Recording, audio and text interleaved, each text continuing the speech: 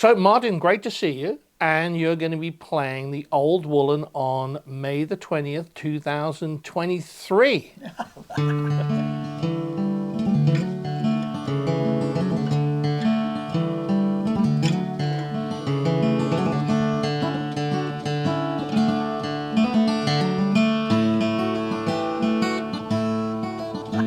Very exciting.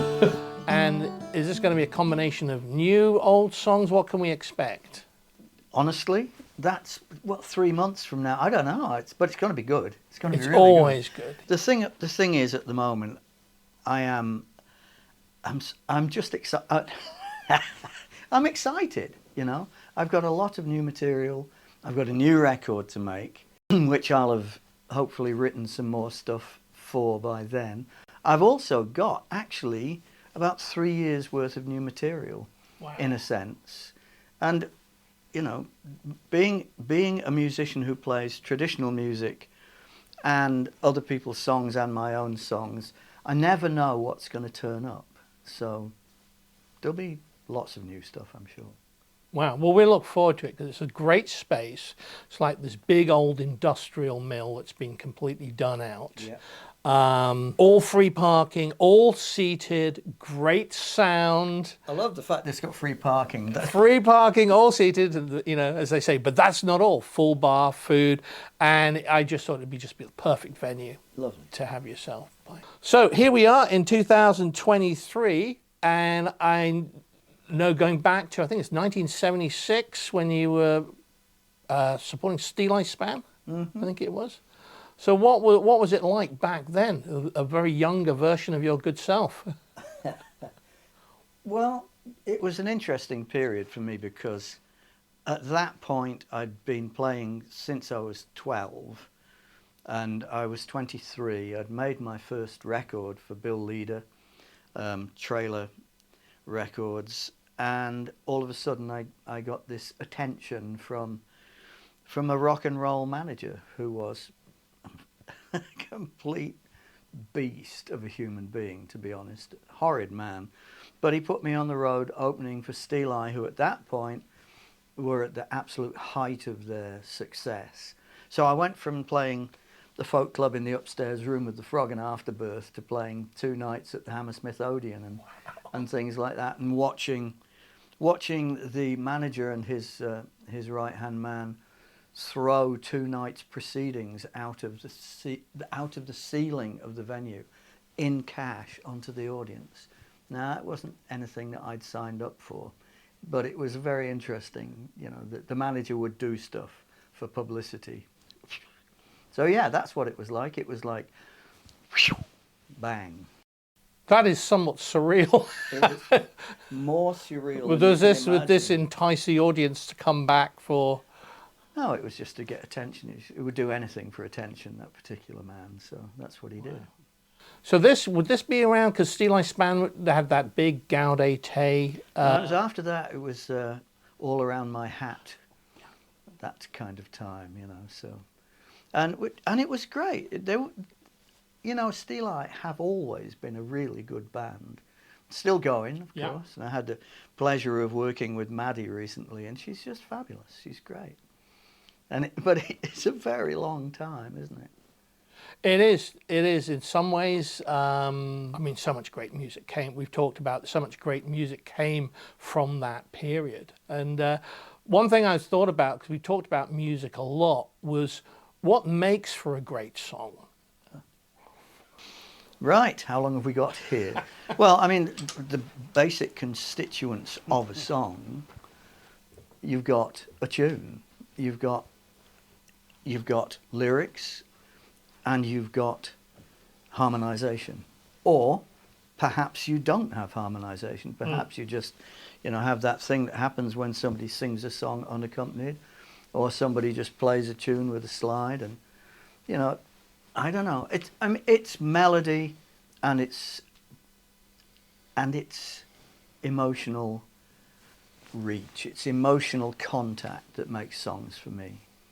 Lyrical content that just breaks your heart and opens your heart. Yes. So, you know, I'm writing a song at the moment which I don't know if it'll be ready by the time I do the gig, but it's going to be called Footpaths of Desire, which came from walking in the countryside and seeing that a badger had broken underneath a wire fence to go across a field, and you could see the trail that it had left. And people, during lockdown, people made so many footpaths of desire because they weren't going anywhere in the same way that they used to. They weren't flying off to Spain or wherever. So they were walking their dogs and, walking through the country and striking off in this direction.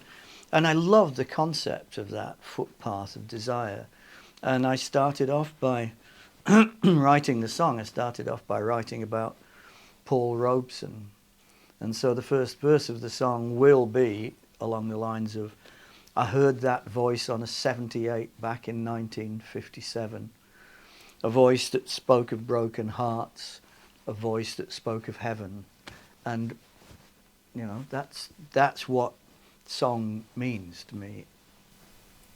Well, there's a lot of historical references, because I can remember, I think it was Delta Dreams, where those guitar aficionados of us are listening for these different guitar references, and there's great historical references. How much has history and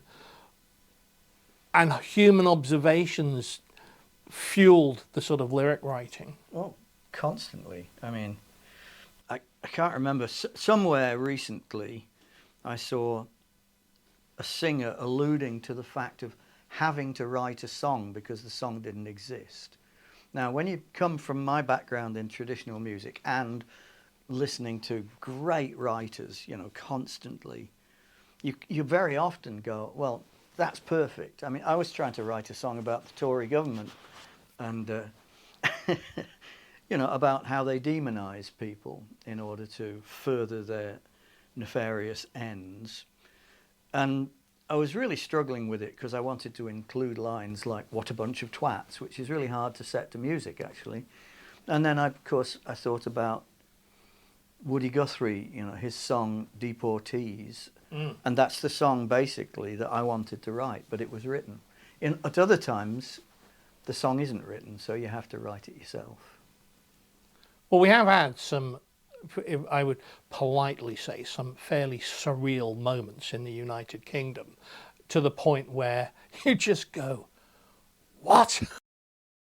It's now got to the point where I try not to think about it because my blood starts to boil. And I mean, it's hideous times we've been going through. It cannot go on. It cannot go on. It has to change. So let's just leave that one there. Let's park that one very happily there. I mean, we had the whole COVID period, which for me was like waking up in a sci-fi movie. It was just completely surreal. And I know you recorded home recordings during that period. What was it like recording and being during that period and producing what I think is a great album, as opposed to the traditional way that you would have done stuff previously? Well, it was great, actually. I mean, at the start of lockdown, I had just had a big meeting with my management, PR, record company, agents, all the people. Kit and I went down to London and we had this big meeting, and I said, look, I have to change my way of operating. I've been doing 120 gigs a year for however long, and I just take gigs all the time. And I said, I don't want to do that anymore. What I want to do is do tour periods like, grown-up proper musicians do. And you've got to be very careful what you ask for, because a month and a half after that, bang, it was all gone. So the first thing I had decided I was going to do in terms of recording would be a live record. Couldn't do a live record. But I was at home, so I got in touch with the record company and said, look, I could actually make a record at home. And I said to Kit, I'm going to teach myself to use Pro Tools, and I'm going to make a record. I'm just going to record it on my own. And she laughed at me and she said, you cannot order a pair of socks online without my assistance. You are not going to learn to use Pro Tools. So I said, no, you're right, actually. So I got my friends Tom Wright and Andy Bell to come and set up in one room. I was in the next room. We made the record because I'd been given the freedom to just be at home, which I was, I was thinking, how am I going to do this? All of a sudden I didn't have any choice. But what I did was I practiced. I just sat around and practiced. And if you remember, it was a beautiful spring. Yeah. So I sat outside and I played the guitar a lot outside and recorded these ridiculously happy things that happened, like playing the ukulele and suddenly there's geese flying overhead, So we recorded them as well. That kind of thing. It was a joy to make that record. And then shortly after that, after the record came out, I started to twitch because I couldn't do gigs. And then people were going, well, we set you up this tour. It's cancelled. Well, it's all right. Well, it's cancelled. So Yeah. that was really hard. But I actually just kept practicing. I worked on my chops a lot. But I talked to a lot of friends of mine who just said, I've got no reason to play. And I didn't feel like that. I felt like I had every reason to play, so I did. And then when I actually started to do gigs again, I can remember one of the first gigs I did, about 5 people came up to talk to me afterwards, and 3 out of those 5 people actually couldn't speak, because the moment they tried to speak, they just started to cry, because the relief and was so great, because we need the release of music. I need the release of playing music. People need the release of listening to music. Without it, life is really, really barren, I think. Well, we saw you, I think the first gig we saw was you playing in Saltaire, which was definitely very, very on. And it was like, normally you get used to, well, go out to concerts, go out, see a concert, it's all, and suddenly it's like, whoa, we've not had anything. And it's like, it's a real person. Yeah. We're in an actual physical space, and it's like the old Joni Mitchell, you don't know what you got till it's gone. I mean, you just really appreciate the experience. It was just stunning night. Yeah, thank you. Well, it was stunning for me.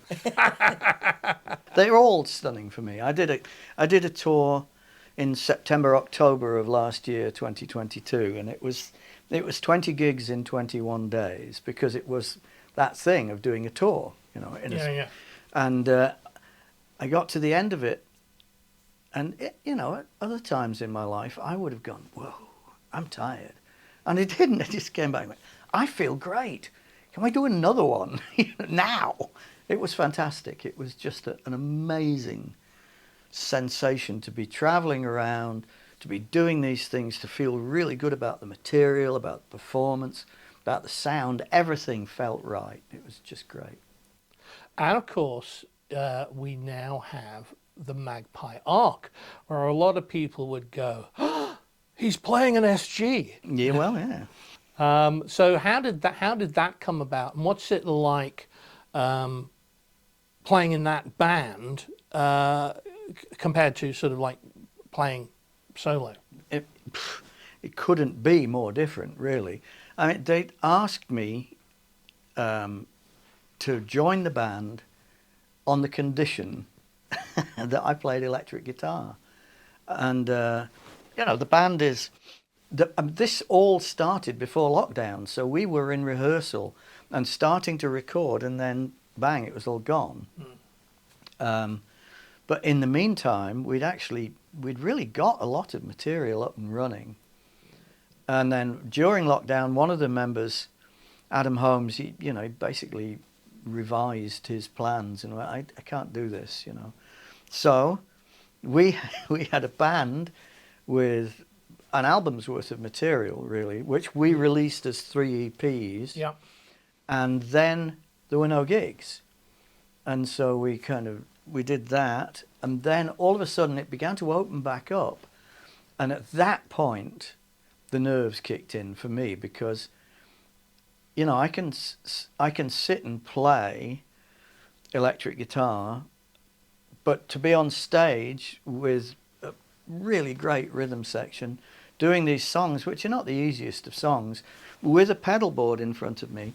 I mean, the first couple of gigs that I did, I thought I was going to faint, because standing there looking at these pedals, and Tom Wright, who is the drummer and producer, and it really, I mean, he's the guy who goes on the road with me when I'm doing acoustic stuff.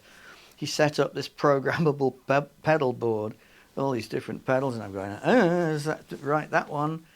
But I'm not used to having to think like that at all. So there were a couple of gigs when between the in-ear monitors and the pedal board, you know, I was thinking, I don't think I can do this. This is too hard.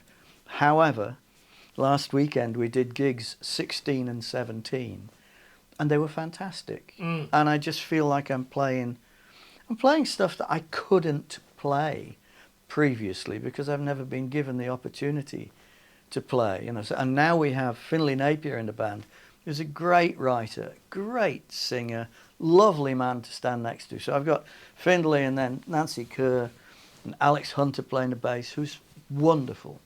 And I get to rip, you know, I get to make extraordinary noises with a bunch of different electric guitars. And I have my friends in the wings tuning the guitars for me and bringing them out.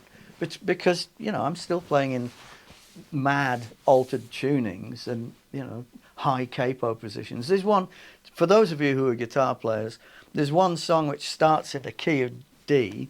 So I'm in C tuning, capoed at the 2nd fret, and then it immediately goes into another song which is in the key of A minor. So I'm playing an SG with a capo on at the 2nd fret, and I play a slide solo and go out of the slide solo, do that, mute, put a capo on at the 9th fret and continue. So I'm playing in A minor, capoed at the 9th fret in a C tuning, and it's great.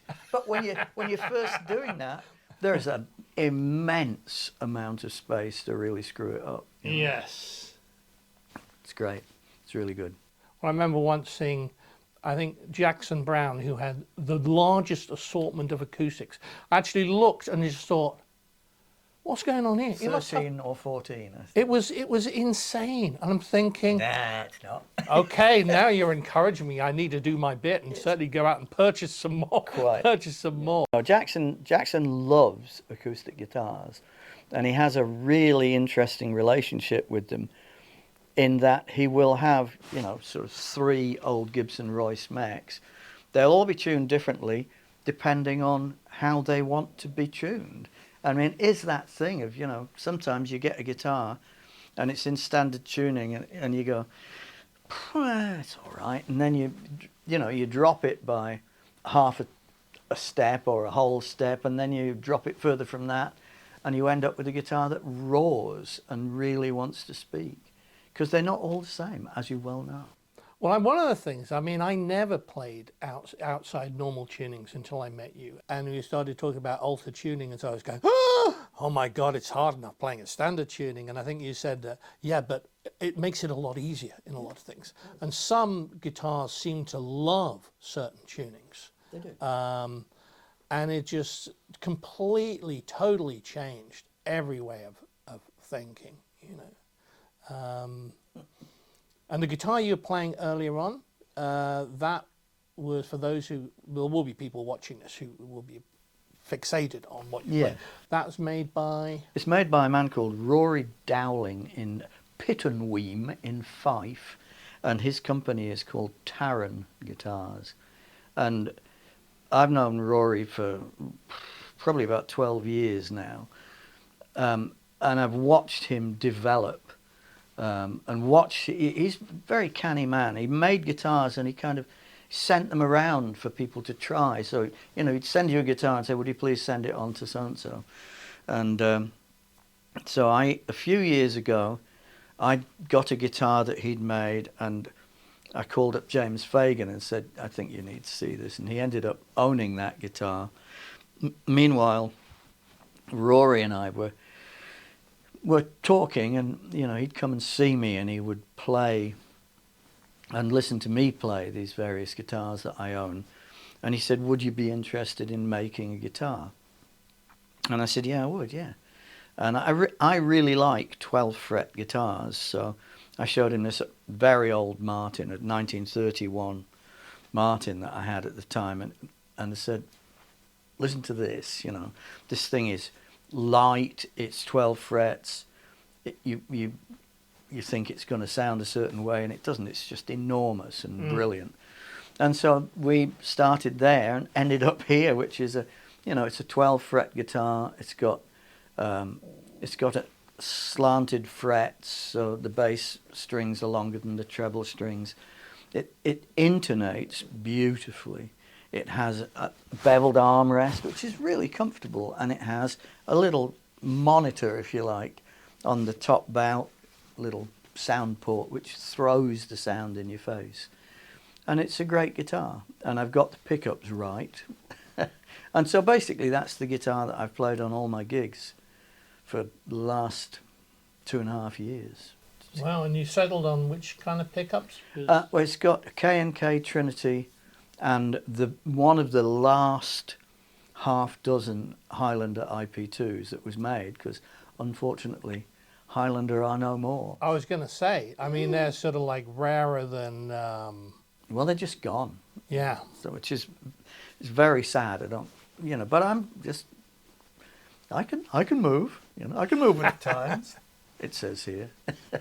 Wow. So if I was to say, okay, what would you say are the 3 words that would sum up a Martin Simpson live experience? What would pop to mind? What I'd like is to say, open your hearts. That's what I want to do. Well, we look forward to seeing it on the 20th of May at the Old Woolen, and thank you so much for agreeing to do this. Total pleasure. It's nice.